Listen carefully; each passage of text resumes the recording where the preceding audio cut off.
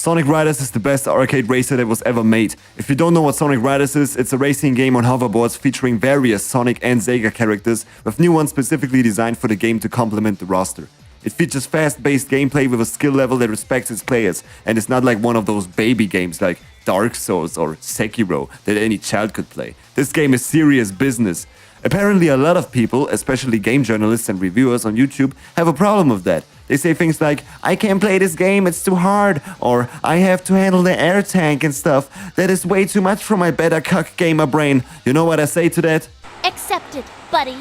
It's not the board. Your skills just suck. What? Suck? Yes, S-U-C-K, suck. First of all, the extreme gear kicks ass. You're not sitting in a lame car or bike with the blandest design possible, you literally fly through gravity. That's just fucking awesome. Every single one of them has a unique design and special ability, not just slight stat differences like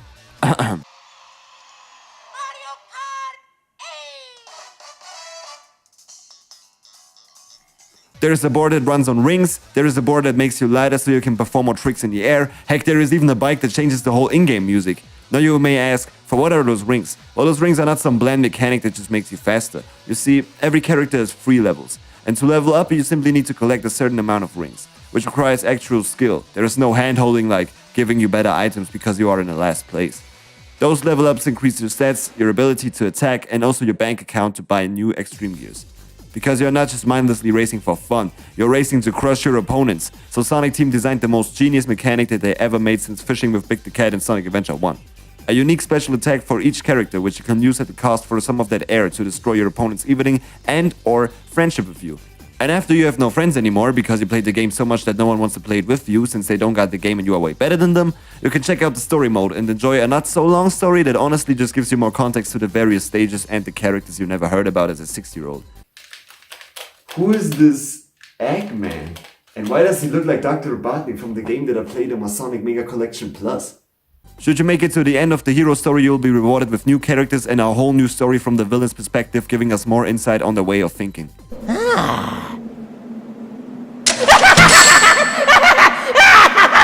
Honestly, these guys are way more fun than the normal cast. We have a narcissistic but skillful leader with lust for money, a dumb and silly big guy who values the tradition of his old ancestors, and a smart chick who wants everything to be correct but can't admit it when someone else is doing a good job.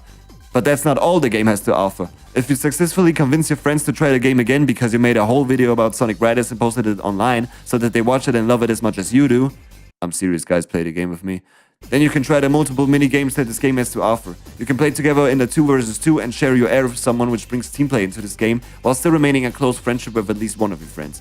Or you can crush everyone's psyche and play against them in survival mode so that they not just don't want to play the game with you, but also want to end your life. Either select race stage, which you shouldn't because it's the most boring mode in the entire game and I will not elaborate on it. Or you pick the fucking greatest mode in the entire game that gameplay-wise holds up even when it's compared to the main gameplay. Oh boy, battle stage mode. A mode in which you can upgrade your character with random items to drop on the map and then proceed to fight everyone who shares the same map with you, while you not only need to get the most value out of your equipment, but also learn to manage your resources and what item space you should use for what type of equipment. Imagine if developers make a game about that concept and become famous in the future. Oh man. After you have wasted 4 years of playing this game and suddenly 2 new robot characters pop up, you ask yourself how to unlock the rest of the characters. Well, there is a mission mode which is actually fairly put together with unique requirements that sometimes even change the structure of the racetracks. But I got no time for that shit. I have more videos to make, more anime to watch and more games to play. So you can subscribe to my channel if you want to see more of that, follow my Twitter, or you can support me directly through Patreon.